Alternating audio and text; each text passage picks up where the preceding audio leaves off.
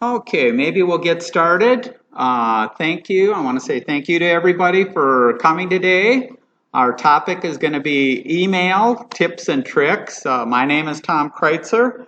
We'll cover stuff from basic to advanced. So hopefully you'll all come away with tips and things like that to help you manage your email better there. If you have any questions, you can ask them as we go there. It's nice that we can get together in a larger group now. So again, thanks for coming. First, my bio. I'm known as Tom, the PC guy, because I have a personalized license plate that says PC guy. I'm the son of John and Joan Kreuzer here at Carondelet. I worked at 3M for 40 years in the information technology or IT area. I'm currently retired.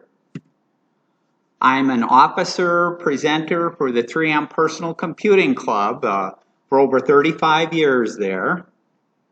One time we had 1,200 members. We're down to, I think, 140 now, but we had 1,200 at the peak there. I do offer free computer help, and so that's why this little card, if you do have a question or comment, I know you've got Sue here, and you can sign up, but if you have any other questions or that, you can email or call or that. I do offer free help. I'm thrifty. I'm not cheap. So I always look for solutions that are low cost, or if there's a free version or that, that's the versions that I tend to recommend and tell people about there. Also, I'll put in a plug along with my brother-in-law over there and my sister here. We do the Fix-It clinics. And so we've got a Fix-It clinic coming up August 9th. So in a couple of weeks, I'm not sure if they've got the sign up down there yet at the table, but they will have it soon. So maybe in August, the 1st of August, it may be down there if it isn't down there now. You can bring small appliances, lamps, electronics, mobile devices, jewelry, fans, questions about why something isn't working or how it works. You can ask us and we'll do our best attempt. We can't guarantee that we can fix everything or answer everything, but we'll do the best we can. Also in August, so I'm doing kind of these tech talks or that probably once a month, and the next month, what I'll be talking about next month is podcasts. What are they, how you can listen to them for free, and so that'll be August 23rd of next month there. Okay, let's get into our main topic, which is email tips and tricks. Use the following information on the handout and what I show you there to take control of your email and to make your life easier on all of your devices. So whether you have a laptop or a phone or a tablet or even a smart home device, some of these email tips and that apply to all of them there. So don't let your email control you. Take control of your email and your life will be a lot easier there. We'll start out the top U.S. email providers. Number one is Google Gmail. There's 130 million people in the United States that use that. And that's the package or the provider that I recommend. But certainly you can be using any of these. Number two is Yahoo, and this is because Yahoo's been around a long time, and a lot of people haven't gotten around maybe to switching or things like that, but Yahoo has 42 million people. Microsoft Outlook / Hotmail has 35 million. AOL has 20 million, and again, that's a pretty old one if you remember that. The discs that you used to get in the mail and their ad, you've got mail. And then Apple has 5 million subscribers. I mentioned here to limit your use of a Comcast, CenturyLink, a company, a school, or an organization. their email accounts, because you don't have access to those accounts for your entire lifetime.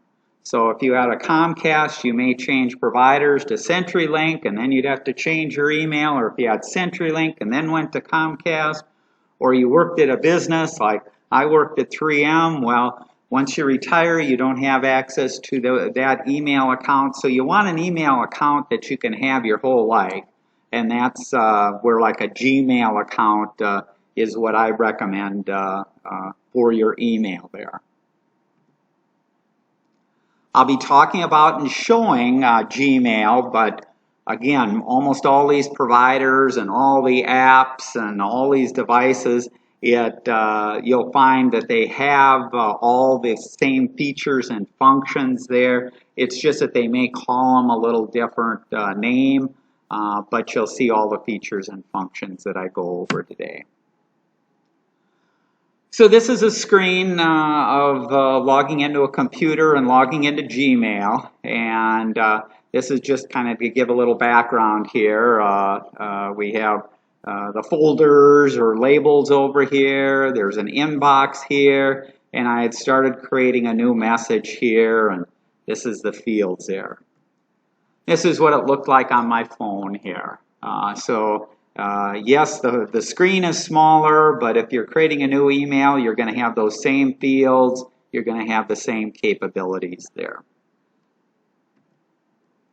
So let's talk about an email. What is an email? What makes up an email there? Well, there's a number of different fields that you have in an email, and whether you're receiving an email or sending an email, you have a from, and the from is whoever sent the email, their address, and their address is made up of a username, and that username can include letters, numbers, and some special characters. Then you'll see an @ sign, that squiggly circle there, and then you'll see the email's provider's domain. So like my email that I use, my main email is tckreuzer@gmail.com. So this is a Gmail account, and this is my username here. Usernames aren't case sensitive, so you don't have to worry about upper and lower case getting that right like you do if you're putting in a password. That. I do mention here that when you receive an email in, you may receive an email in and it may say Joe Biden at whitehouse.gov. That doesn't mean our president sent you an email, because that address can be easily faked by scammers or spammers there.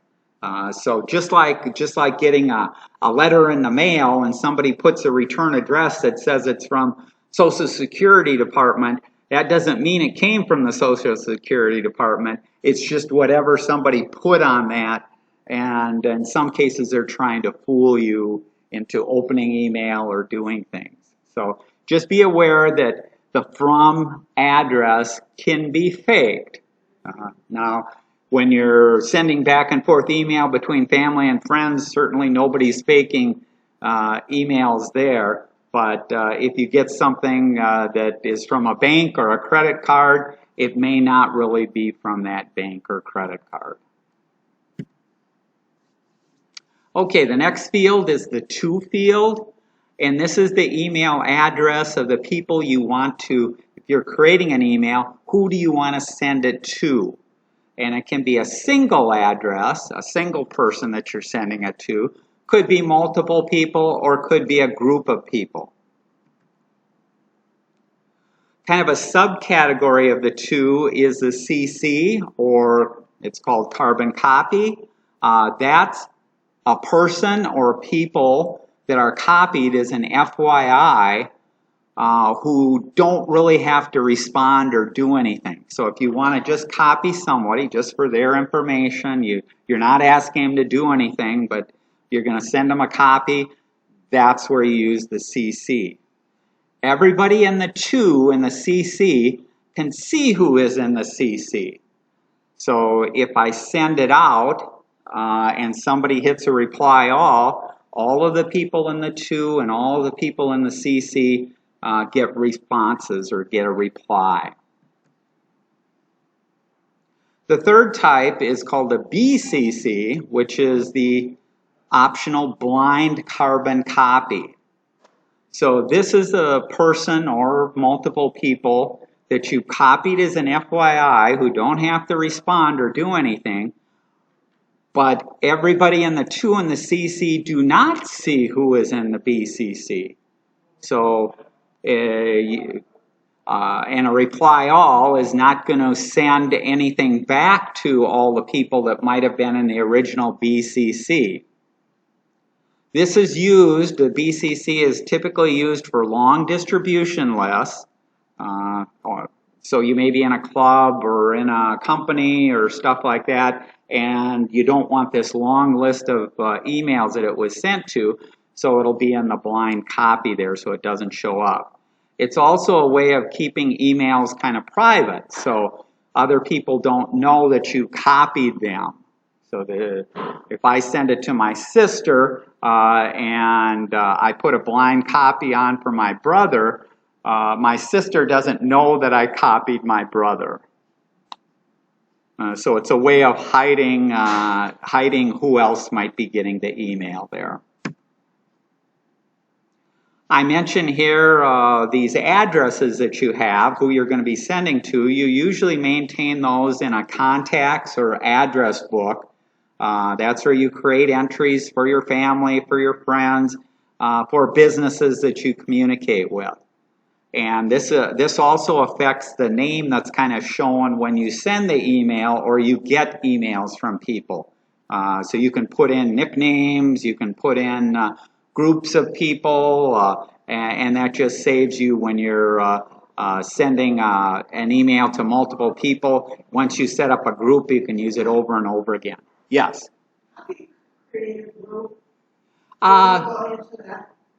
I won't go into that. If we have time at the end or if you want to stay after, I can show you how to create a group. But it's really easy to create a group. You just, well, I'll show you after the end there. Okay, the next field that you have is you have a subject on an email. And this is the topic of the email. Keep it short and to the point. I usually limit it to 50 characters or less, even though Gmail will let you have up to 1,000 characters. You don't want to use 1,000 characters on a subject because nobody wants to read that much of a subject. So keep it short. Also a little tip, if you're doing a reply or a forward to an email and the original subject was something completely different, you can go in and change the subject, because you don't want to be replying or forwarding on something that's a vague or a misleading subject. You want the subject to be relevant to what are you asking the person or people that you're sending this email to. So that's why it can be important to update the email to keep it relevant to what you're talking about. Okay, another field is the body, and this is the main part of the email there. It's in something called rich text, which just means that you can have different font sizes, you can have different colors, you can have bullets, you can have numbers, you can have indents, emojis, you can put images in there, and you can put attachments in there. Attachments are, you're usually attaching files. That file could be a photograph or could be a PDF, could be a Word document that maybe you were working on. There's a limit to the file size in Gmail of 25 megabytes. And you want to try and keep this as small as possible. Where possible, send a link to the file itself, or if it's a YouTube video, send a link to the YouTube video, or albums, so pictures or photos, if you can send a link to the photo album instead of sending these large files around, which can take up space and slow your machine down and do some other things there. So for photos, you can also reduce the size if you're using a phone or a tablet. When you click the share option, your phone or tablet is automatically reducing the size of the file to make it easier to send in an email there. Also, I mentioned here, use a format like a PDF or a JPEG that the people receiving it can easily open. Because if you sent them, let's say, a Word document, a docx file, they may not have Word and they may not be able to open it. So be aware of who you're sending a file to and what their capabilities are. And in most cases, keep it to a PDF or a JPEG if you do have to send a file there. I mentioned here that most emails are not encrypted. Encrypted is a security feature to hide and protect your information so that a scammer or a hacker can't see what you did. So in most emails, assume that everyone in the world can see them. So never include passwords or other private information in there. So you never want to put in your social security number or a password or things like that in an email because other people could see that email and get the information off of there. There's other ways to send secure information like that. I mentioned here, don't use acronyms unless you're 100% sure that everybody you're sending it to knows what it stands for. So just because you know what the acronym stands for doesn't mean whoever you're sending it to knows. And just like writing a document or anything, the first time that you use an acronym, if your people that you're sending it to don't know it, spell it out and make it clear what that acronym stands for. We won't get into the encrypting, but basically emails, because you're sending stuff from one provider to another provider, it can't be encrypted. So there's ways to have secure emails, but for most people, 99.9% of the stuff that you're doing doesn't need to be encrypted because there's nothing worthwhile to steal in it. But if you are going to be sending something in there, like a password, social security number, things like that, just don't do it. So if somebody does need that information, if you log into their website and fill in the information, that's the connection between you and them. Think of mail as this public thing that's out there. Once you send it, it makes multiple hops all around the internet, maybe going from Gmail to Hotmail to another provider and all these stops in between. Well, anyone in between conceivably could see what's in that email. So just assume that somebody may be seeing that and don't put private information in there.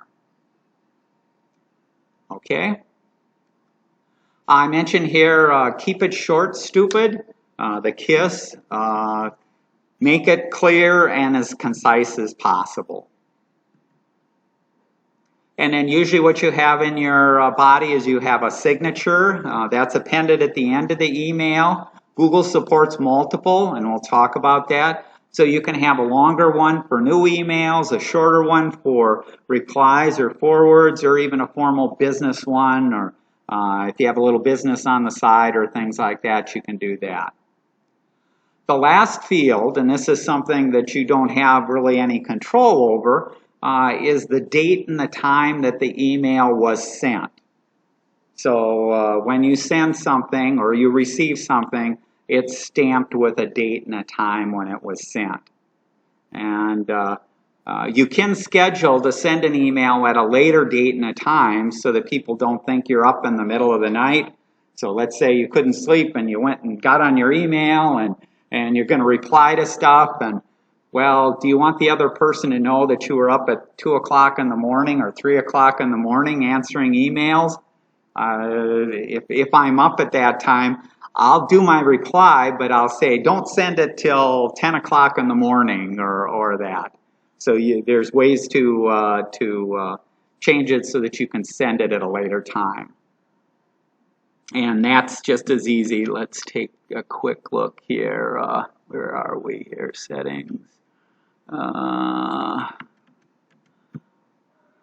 So here I am in Gmail here. If I start creating a new email here, you'll see some of the things that we talked about. Down here on the send, there's a little arrow here that gives me more options. Well, I can schedule a send at a later date or a time. Now, if you really wanted to scare somebody, you could put it for a year from now or something like that. Or if you've got kids, put it 18 years from now when they're growing up, and then they'd get the email, and it looked like you just sent them an email. But you have your options there. This is the signature that I have here. I can change the signature. I've got a couple of different ones. For the 3M PC Club, I have a little different one I use there. I have a short one, so I can easily change back and forth there. Yes? I've been trying to change my phone number, and I don't know how to do it.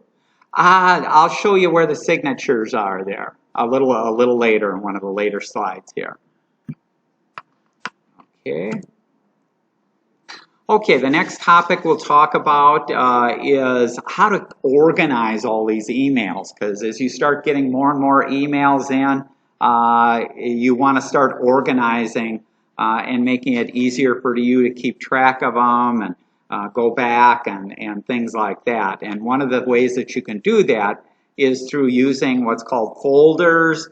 Some packages call it labels, some packages call it categories, but they're all the same thing, and they're what you see on this side here.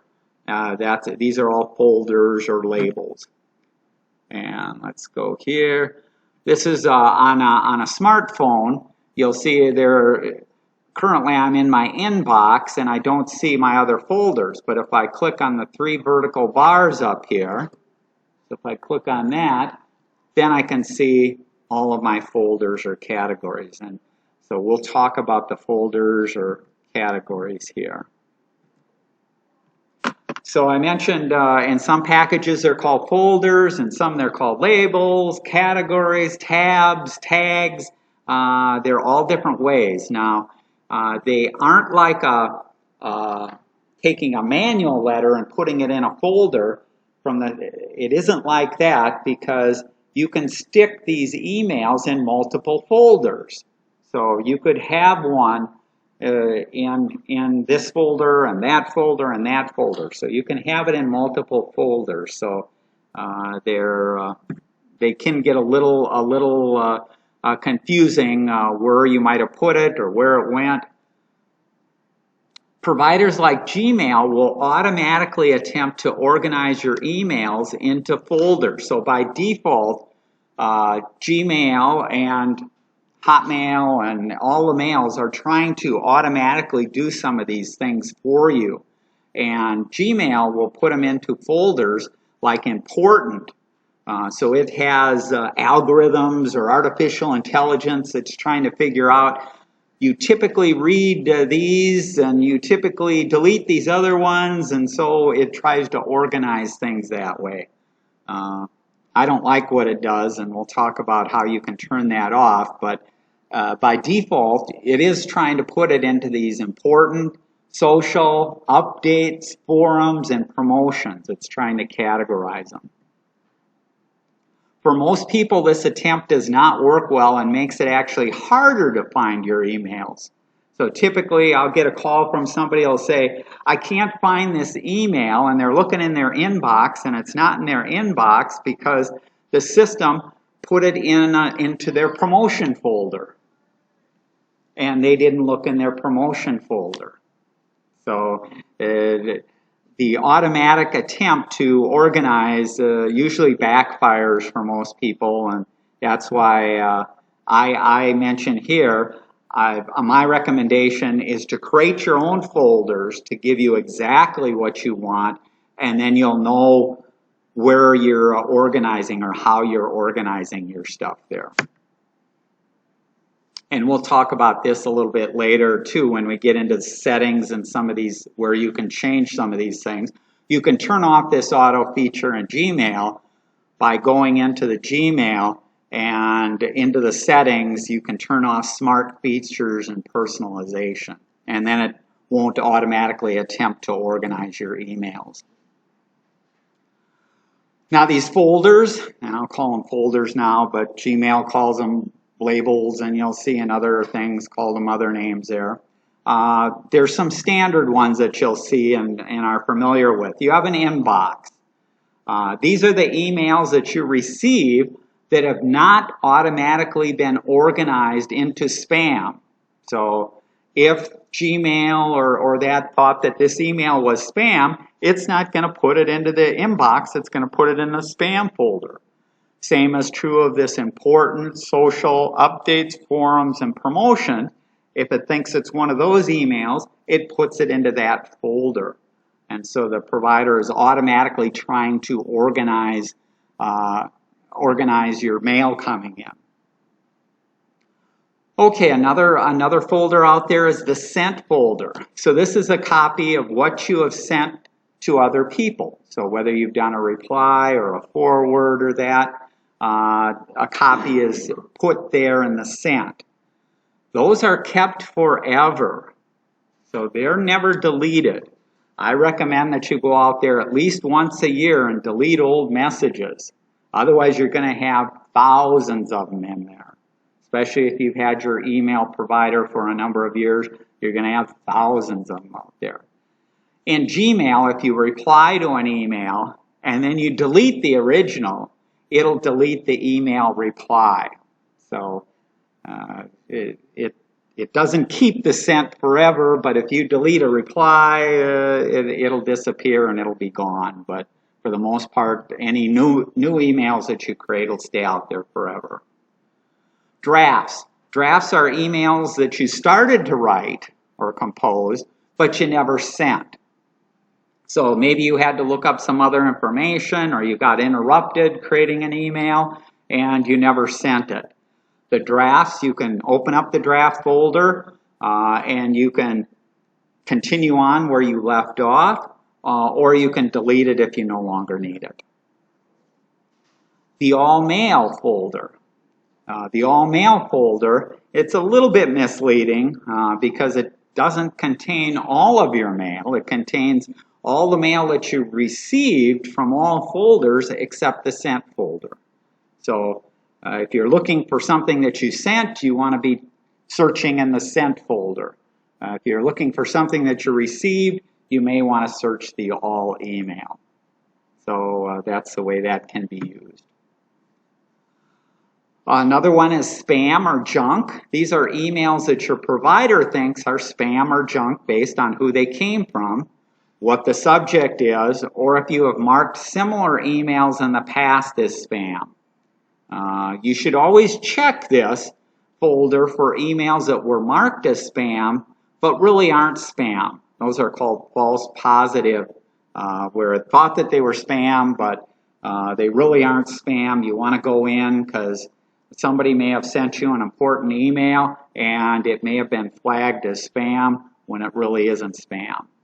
You can go into that folder, you can open up the mail, and there's a button that you can click on that says this is not spam, and so next time an email comes from them or that, it won't get put in the spam folder. Trash. This is emails that you have deleted. When you delete an email, it goes into trash. It's not immediately removed. In Gmail, it'll be permanently removed after 30 days after you've deleted it. These are folders that some providers have out there, so on your phone or depending on what you're using to read your email, you'll see it on some devices also. Starred. Some have a starred folder there. These are emails that you've starred or highlighted. Snoozed. These are emails that you've postponed from your inbox until you want them to show up later. So you mark a date and a time that you want it to show up later. And you'll see later, I don't recommend using it, but again, it's available for you to use, where if you didn't want to act on that email right now, you could let it snooze for a week or a month, and then it would show back up. Important, we talked about that important folder. That's assigned by Gmail based on adaptive understanding or artificial intelligence, looking at your interests and priorities. If you no longer wish to view messages with an important label, you can either retrain Google, you can hide the folder, or you can turn off the smart features so that it doesn't automatically put it into the folder there. Scheduled. I mentioned earlier where you don't have to send it right away. If you schedule it to be sent in the future, you'll see the email sitting there until the date and time that it's supposed to be sent. So you could go in there and check and see if you've got any that haven't been sent yet, or if you wanted to modify it again, you could go in and modify it. Outbox, this is an email that's waiting until you have an internet connection. This used to be more popular when we had dial-up connections and older connections. Now most of the machines are connected to the internet all the time, so you rarely see the outbox stuff waiting there to be sent. Okay, some more tips on these categories here. Most tablets and phones, their email apps will not allow you to create, delete, or rename folders. So if you want to set up these folders that I talk about and kind of get things set up, you usually can't do that from your phone app. You usually have to use a browser, and then there's options when you use the browser, let's say the browser Gmail, there's options or links to let you manage the labels, create new labels, and the settings in your email there.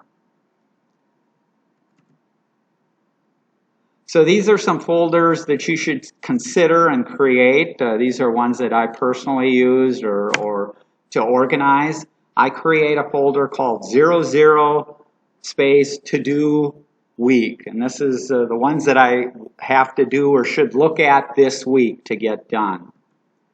I have another one, 01 to do month. The reason the numbers are in front of there, things are sorted alphabetically, so when I put the numbers there, it sorts them out right at the top there.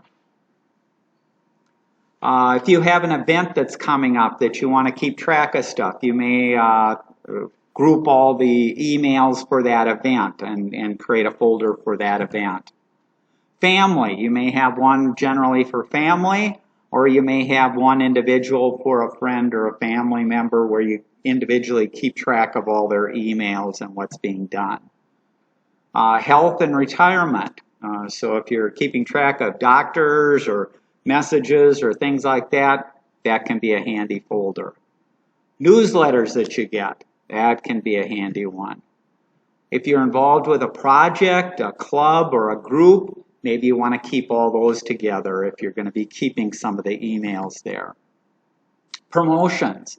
This is if you get coupons or discounts and they're good for 30 days or whatever, and you're not going to use it right away, but you want to keep it in case you do need it in a week or two. I'll put them in my promotion folder there.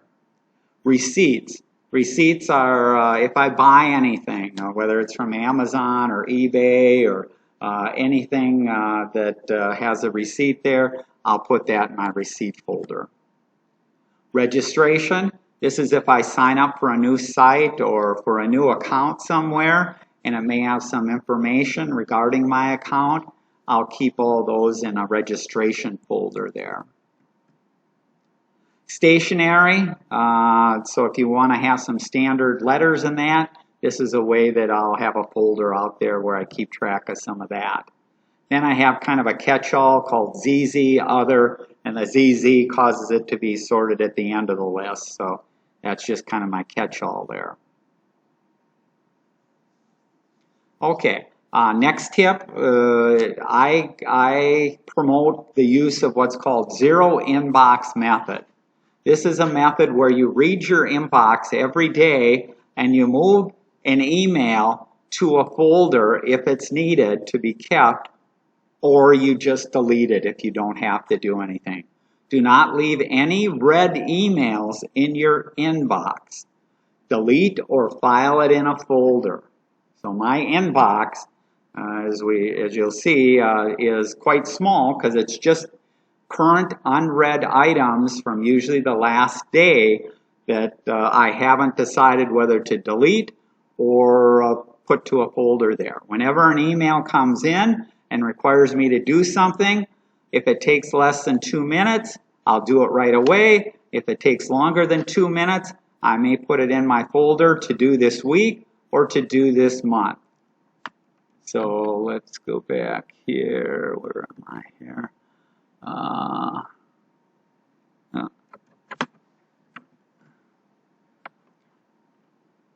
So let me go back here. So this is my inbox. I have 14 items in my inbox here. You can see they're all unread here.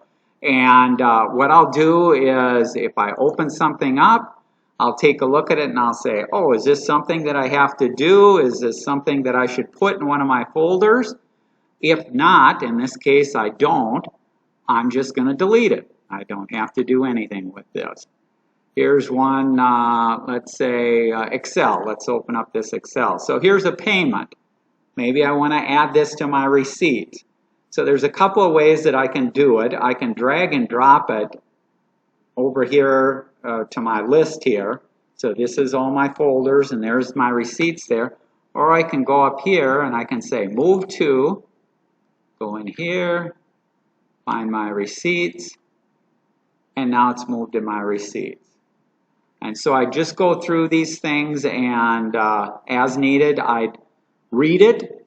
If there's something I have to do, either do it, or if it's something that I want to keep, I'll move it to my folder. But a lot of them I just read and end up deleting them there. So processing your mail as it comes in can keep you ahead of the game so that you don't end up with thousands and thousands of emails in your inbox that you haven't looked at or haven't worked with there. Once a year, I recommend that people go through their folders and delete old emails, because even in the receipts or the promotions, well, you don't have to keep old coupons that were only good till the middle of the year and now it's expired. Go through and delete those old emails. And this includes going through your sent folder and getting rid of emails in there too that you no longer have to keep. Okay, some other tips here. You can go in and change your settings in Gmail, and the way that you do that is you open up your browser and go to www.gmail.com, and this is where many of the settings that apply to your email on any device. So some of these changes, and I'll show you how to make the changes we'll be making, show up on your smartphone or on your tablet there. Most email apps on your smartphone or tablet will have limited settings, and those settings just apply to that device. Whereas these settings that we do in the browser, if we create those new folders or labels and set up things there and our stationery and that, those will carry over to all of our devices there. So in the general tab, and I'll show you where this is in Gmail, in the general tab, some of the changes that I recommend is there's a setting called maximum page show, and this is how many emails will it show you at a time, and it defaults to 50. I recommend bumping it up to 100, makes it a little bit easier to scroll through the items. You don't have to scroll as much there. Undo send. By default, when you click the send, button will pop up and give you 5 seconds to change your mind to undo the send, or I shouldn't have sent it. And if you click it real fast, you can stop it from going. Well, 5 seconds is pretty fast. I need at least 10 seconds, so I recommend making a change to 10 seconds. Gives you a little more time if you do want to cancel the send. Images, by default, it's going to display all the images in an email when you're reading it. I turn this off. I use a setting called Ask Before Displaying External Images. This will speed up your viewing, so you won't always see it. You can turn it on based on who sent you an email as needed, or turn it on, and it also can save you on your, if you have limited phone data plan, it won't use as much of that data downloading all the images or displaying the images there. Smart features and personalization. This is that automatically organizing in that. You can turn that off in the settings. It also turns off, or you have control over things like auto spelling correct, grammar, smart compose, nudges, smart reply, and desktop notifications. Conversation view off. I recommend that setting.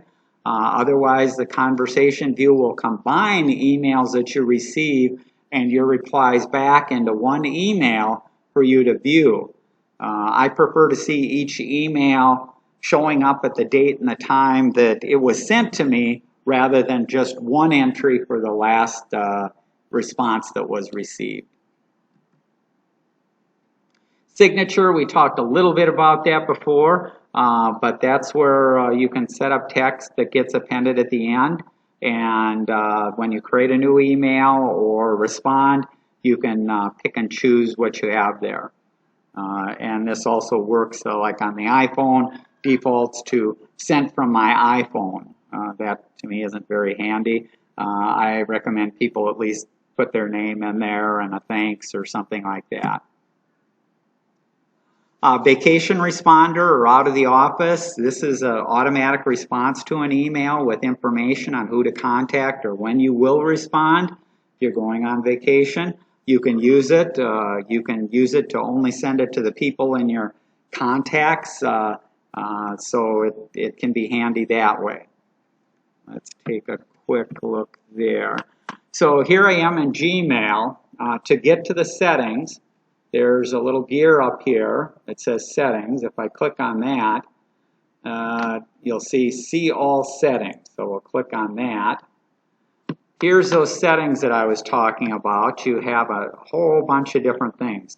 Maximum page size. This is where you can set how many emails you see on your page. This is where all kinds of behaviors can be set there. Images, ask before displaying, turning on or off the smart features, the conversation view, keyboard shortcuts. Here's that signature. You were asking about the signature there. The signature, this is what gets appended at the end of the outgoing messages. And this is where you can create new ones or you can modify existing ones. In my case, I've got 3 of them. One is called 3M Personal Computing Club, and this is the signature. The graphics or the text will show up there. Long signature, this is what I have in my long signature. This is what I have in my short signature, but you can create any number of them here. And then you can tell Gmail whenever you create a new email, by default, use which of these signatures. So you can have, I believe, up to 50 signatures in here. So you can kind of customize it any way that you want there.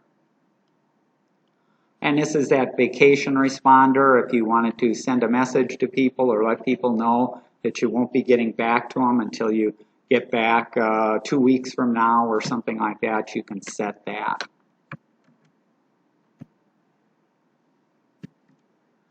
Okay, what are some more settings? Well, there's lots of settings. This is where you can control those labels or folders also.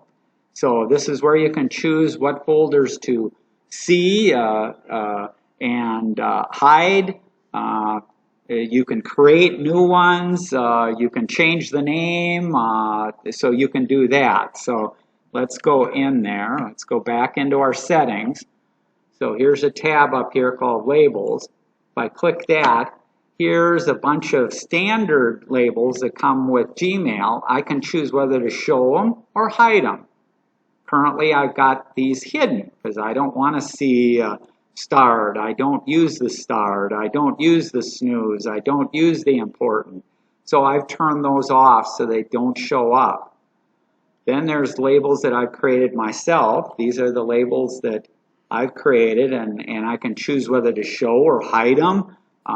So you have complete control here. You can create new ones, you can delete them, you can rename them, you can manage them any way that you want there. Okay. Some settings for the inbox. I mentioned that I don't like what it does with the importance markers, so I turn that off. That's an option in the settings to turn it off. Accounts and import. You have a setting in there where you can set what you want your name to show as whenever you send an email. So if you want to use a nickname or whatever name, this is what's shown in front of your address. So you can put any name that you want that would be sent whenever you send an email. You have another option in the settings called filter and blocked addresses. This is where you can create rules. If you want to automatically organize stuff into folders, you can do that. Now, a lot of people don't create these filters, so we won't talk much about that. Okay, what are some other tips? On a phone or tablet, you can use the share option to create an email that'll link or send the things that you are currently viewing, like a photo, a video, or a text message. I mentioned that a little bit earlier. Instead of sending the whole photo, sometimes it's better just to send a link. Then you aren't clogging up their email and clogging up your email, taking space there. And this is also sending a link as opposed to a photo or text that copying there. Well, excuse me? URL. Send URL. What's that? URL is the address, http://www. That's a URL. Yeah, so that's that long internet address. And that would be an address to like a photo album that you may have, or where some information, instead of copying some text, maybe you send them a link to an article out on the St. Paul paper or the Star and Tribune paper, instead of trying to send a whole bunch of text. Okay? Watch the format that you send, fonts and graphics. There are options to paste as plain text. So on a PC, let's see if we can do that. Let's go back over here. So let's say I was creating a new, let's go back here. Let's say I was creating a new email here. And I'm going to, let me get that. So I'm creating a new email, and I'm going to copy some stuff. And this is from the Carondelet website. And I'm copying this text here. Well, this text has some formatting in it. So there's some bullets and some big text and things like that. So if I go back here and let's just paste it in here. I'll paste it in here. See, I get this big text, but maybe I don't want that big text. Maybe what I really wanted, let me do this, we'll create it again just so that we start over here. Instead of pasting that format, I'm going to paste what's called plain text, and I can do that by right mouse clicking. And instead of it doing a paste, I'm going to paste it as plain text. Now you'll see it's much smaller text. It isn't using the fonts and the colors, and it's removed all that stuff. So if you're sending something and you don't like the fonts and the colors and things like that, you can use the paste as plain text option. Okay, if sending an email to multiple people, all questions should apply to all people. If not, write to one person at a time. That's just kind of common courtesy there. If there are multiple parts to an email, try to break it up into sections. Use a string of 20 or 30 characters, either a dash or an asterisk, to kind of break up the email. Use a group or a distribution list when you send it to multiple people. That's going to save you time and get the consistency of the same people getting copied in emails and that. And you set that up in your contacts, and if you're interested in how to do that, I'll address that maybe after the presentation. Use reply to send a message along with the original message back to the email or the address that sent you the message. Use reply all to send a message along with the original message back to the person who sent you and everybody in the carbon copy. Both the reply and the reply all allow you to change, so you can add or delete people to the CC or blind CC people. So in some cases, when I'm doing a reply to somebody, if I want to keep a copy myself and put it in another folder, I might put my own email in the blind copy and send a blind copy to myself so that I can easily add it to one of my folders there. You can also use a forward. A forward is to send a message along with the original message to people that weren't in the to or the CC to begin with. So if you're going to send it to a new group of people or different, that's where you usually use a forward instead of a reply. Do you lose it in your email? If you send a forward something, do you lose it in your email? No, it'll stay in your email there. The forward is just usually used when you're not you're not communicating back with the people who originally sent you the email. So you may be sending something on as an FYI to a friend or to a family member or something like that, saying, I found this interesting, or here's a special offer from Lunds today, or something like that. You can forward it on to somebody. Because the reply, if it came from Lunds, I'm not replying back to Lunds, I'm sending it on to somebody else, and that's where the forward would be used. Okay? Some more general tips. Do not expect an immediate reply to an email.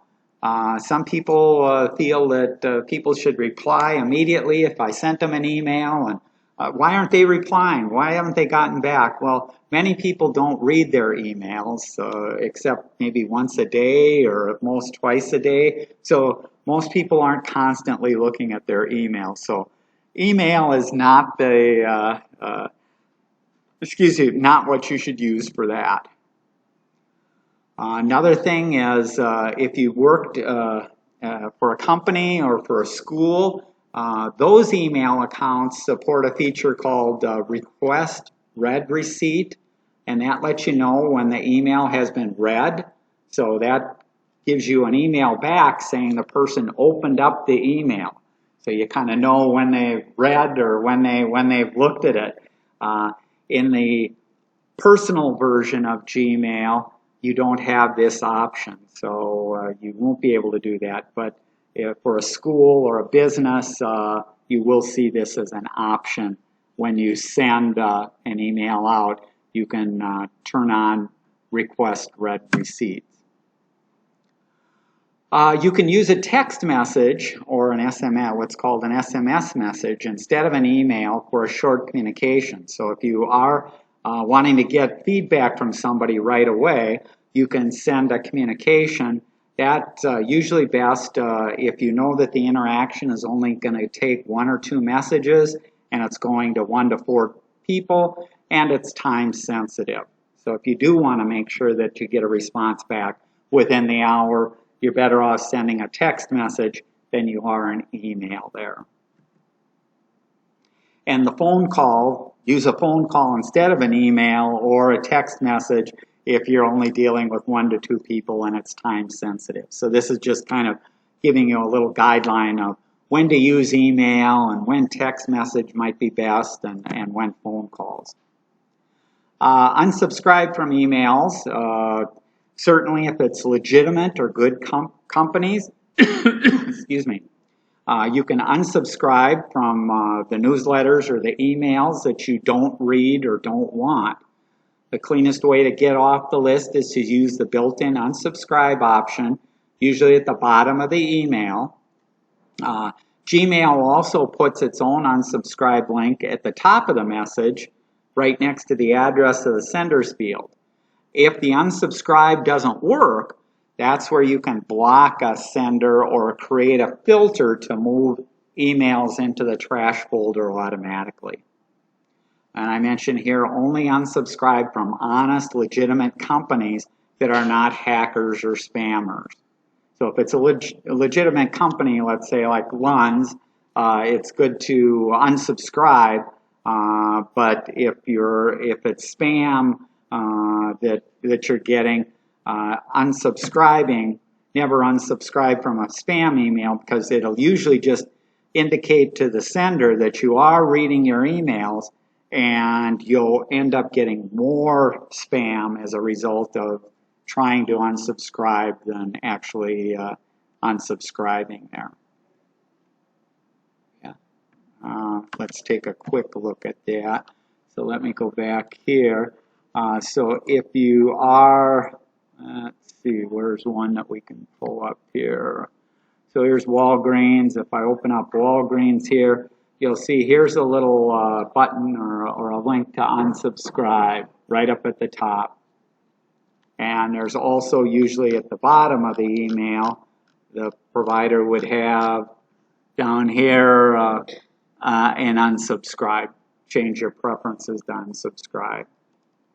So if it's a legitimate company and a good company, then do the unsubscribe here. But if it's a spam that you're getting, you don't want to click on their things or do anything with it. So don't do the unsubscribe for spam. You can create filters for emails to delete them or send them immediately to a folder. So if you want to get more sophisticated and that, you can create these filters based on the from or the subject and automatically move stuff into the folders there. But certainly you don't have to. Most people don't create them. When searching for something, it only searches within the folder that you have open.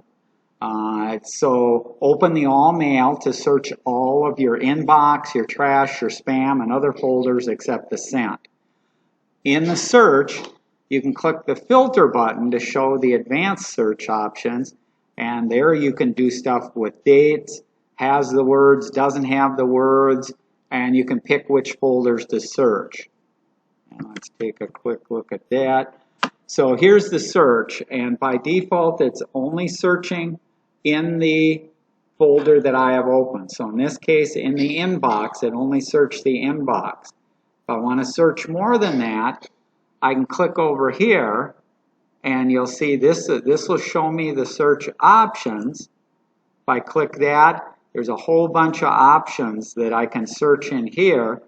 Plus, I can tell it what folders to use. If I want it to search in all email or an individual folder there, I can pick which folders it's going to search for the mail. So this is usually the easiest way to find an item if you're trying to look for an item there. That show us the icon, please. Sure. It's just to the right. It's a little box. Yep, it's 3 vertical lines right up here. The other way, if you're doing stuff, if you wanted to search for an item, you may choose the All Mail. So if I go to my All Mail folder, now if I search, I'm searching for this list, which is all of my mail. So that's a little different. So this is searching in multiple folders. These are the folders that some of these emails are stored in here. And it's searching all of them. And right now, my email, I have almost 2,000 emails out there in various folders. Okay.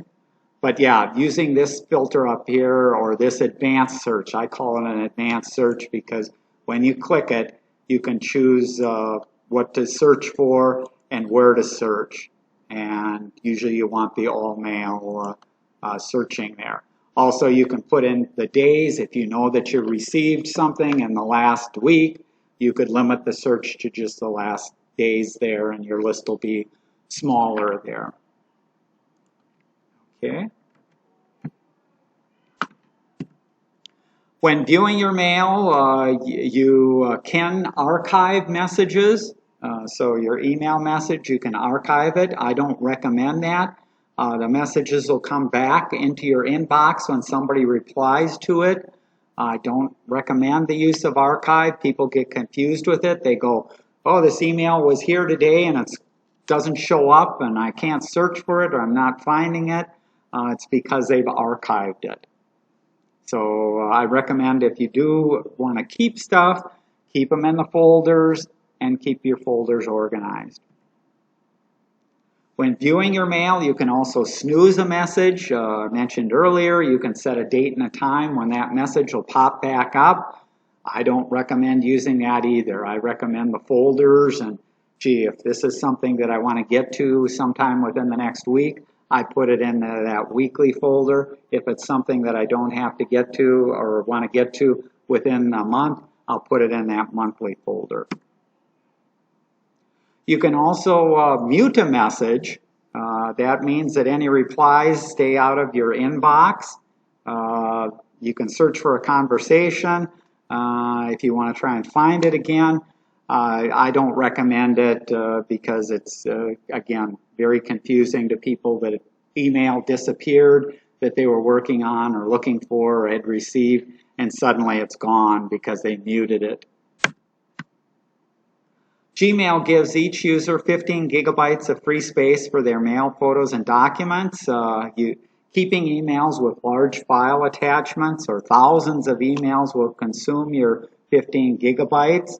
So if you've never deleted emails or you get a lot of emails with photos or things like that, you may be running out of space. You can buy more space, but probably the best thing is to go through and delete your old emails that you no longer need. Some software and apps will give you options for your email, whether it's, and this is a little more technical, IMAP and POP. We really won't go into it, but if you're interested, you can read about it, how it interacts with your provider there. If you have multiple accounts, you may find it handy to auto-forward emails from one account that you rarely check to another email that you check more often. This can be done using, I use it to monitor my parents' accounts. If you want your children or somebody to keep abreast of what's happening, they can be set up and so you can automatically forward stuff to them. Also, if you want to get more sophisticated, you can create filters and things like that so that, let's say an email came in from U.S. Bank, the U.S. Bank ones would automatically be forwarded to this child or somebody to look at there. So you can set up this auto forwarding and that automatically there. You can create extra email accounts. In fact, you should have extra email accounts that you use for signing up for sites that aren't as important to you and that may send you spam. So you want to have your main email account, but then you can also have one or more kind of secondary accounts. And this way you can keep your main account a little bit cleaner, and an extra email can be used for security backup on some of the sites also. In addition to the things like we talked about with stationery, you can create templates or canned responses for anything that you send over and over again. So quickly take a look there.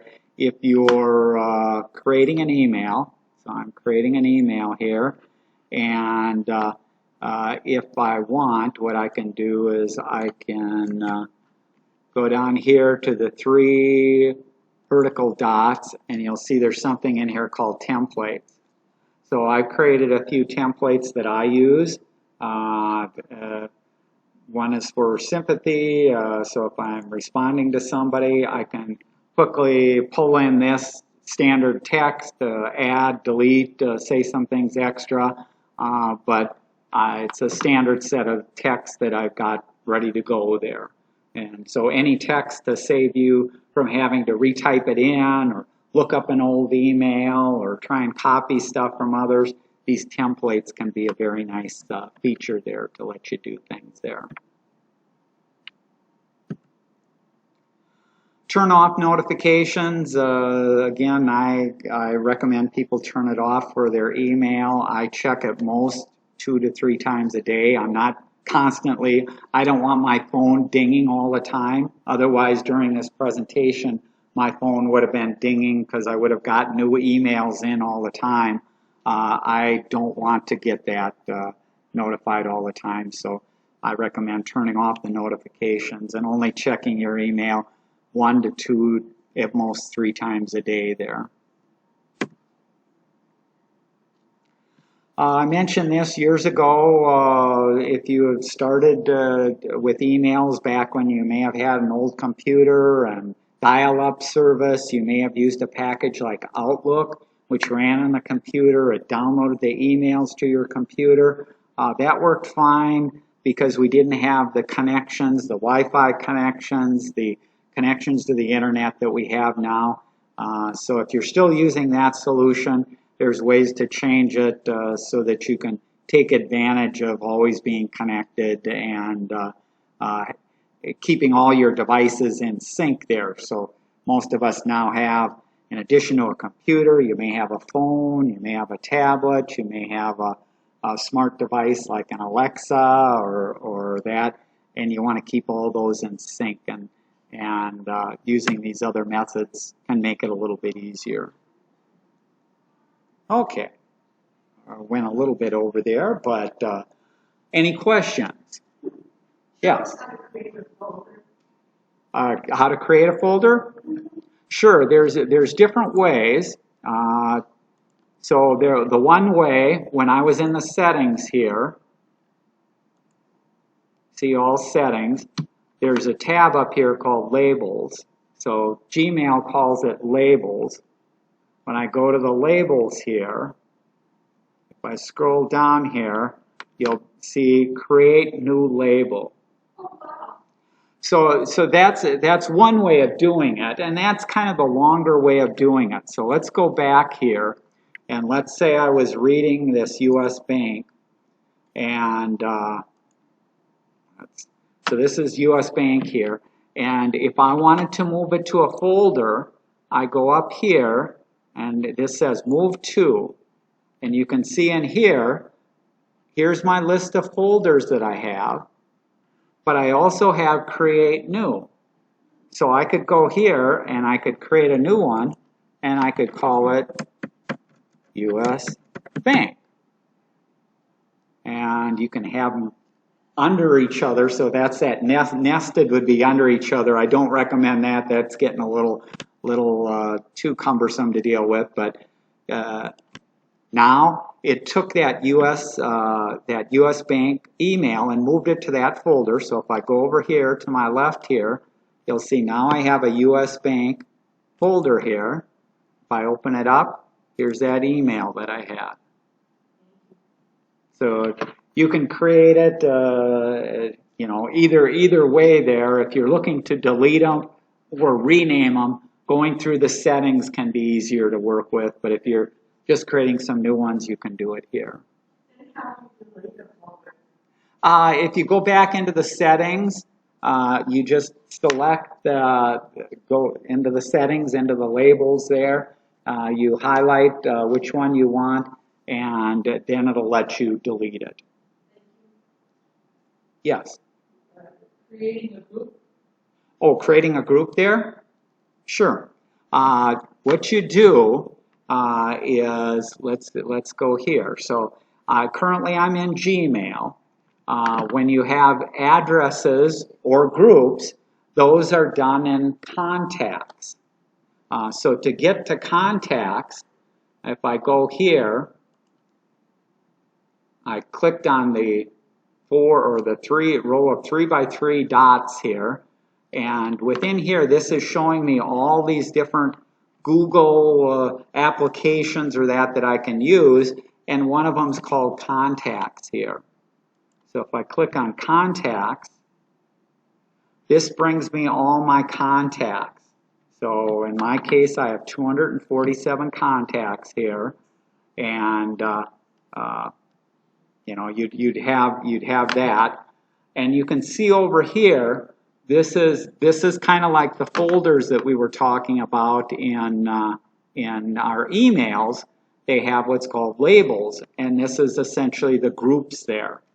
So I have this is people that I send Christmas cards out to. This is a family. This is so this is people in the family that I usually communicate, the list here.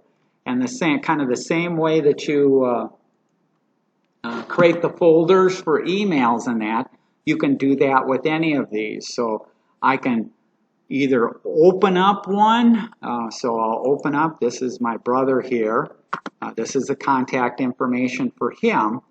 It'll show you which groups he's in. So he's in multiple groups. He's in a group that I call Christmas cards, he's in a group called family, and he's in one for Joan and John. But if I click on this, you'll see there's create label. I can create a label which is going to create, well, let's create a new one here. So we'll call this demo. So we'll call it demo here. Now I'll have over on the side a new label called demo.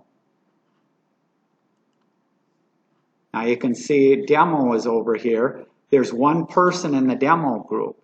Now I can either go back, find another person here, and add them to demo. And if I back on out here, oh, I didn't save it. Excuse me here. I have to do the apply. That saves it. Now you can see I have 2 people in my demo group. So you can add people in there, or I can go into the demo. There's different ways. I can go into the demo group here, and I can start adding people in here. Search for. What's that? How do you send the email to that group?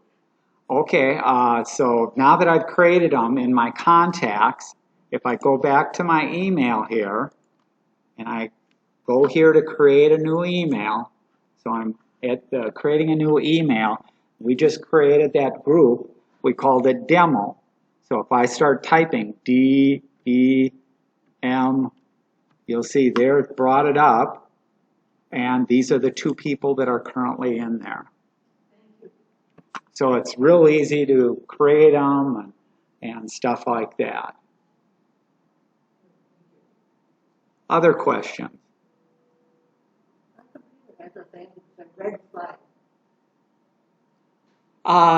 Yeah, that's where these important markers or red flags or things like that. So. But how do you get rid of that when you're finished with it? When you can mark stuff as on your to-do list to tag it as a to-do, and then you can get to it. I don't recommend necessarily using the to-do list just because I find the folders easier for people to organize and manage and move stuff in. So some of these things like flagging and starring and that. So you'll see right here in Gmail, there's a star there, and it'll say these aren't starred. Well, I can star them, and then they'll show up in a starred folder, but I don't manage my things that way. I manage with the folders and do things that way. So you can use some of these features if you want. I'm just showing the way that I kind of use this stuff, and some of these extra features, whether it's the starred or the important or things like that, I find are too complex for most people, because then they lose, their emails aren't showing up where they want them to show up, or they don't know what happened to them, or things like that in there. Okay. And this is the spam folder. Like in this case, I mentioned that you want to check that, because sometimes there's false positives there where something is put in there that shouldn't be in there. So if I looked in here and I saw, well, this Smile Direct Club really shouldn't be in the spam, then I have options here. If I open it up here, you'll see I can say it's not spam, and then in the future, emails from them wouldn't go into my spam folder. And so I'll usually look through this list to see if there are items that shouldn't be in the spam, and if they are, I'll move them out of the spam. If they are truly all spam, I can click up here, I can select them all, and I can say delete forever, and they're gone. And I won't see them again there. So you can monitor your spam and keep ahead of it, and it can check it, because you will end up with 1 or 2 emails occasionally that aren't spam in there. Other questions or comments? Okay. Well, thank you for coming, and hopefully you got some tips and that out of it. Thank you. You're welcome. You're welcome. And in the future, we may have topics like the contacts, whether I do a full one on that or that. There's a ton of information that you can put in the contacts. I keep track of the interactions that I've had with people, and maps, because you can send it to your phone to get directions, and emails and businesses, and put pictures in there. So you can really do a lot with the contacts in there. Okay, well, thanks for coming.